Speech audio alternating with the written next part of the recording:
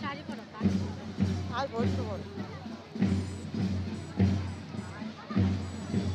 আবার ডক্টর তারা সম্মানীয় অতিথিদের স্বাগত জানিয়ে ধীরে ধীরে মঞ্চ অতিক্রম করছে।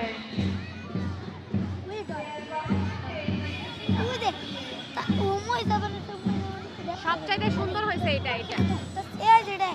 এরা সব থেকে সুন্দর এরপর আসছে রাজশাহী মেয়েদের একটি দল। তুমি একটা প্রথম শ্রেণী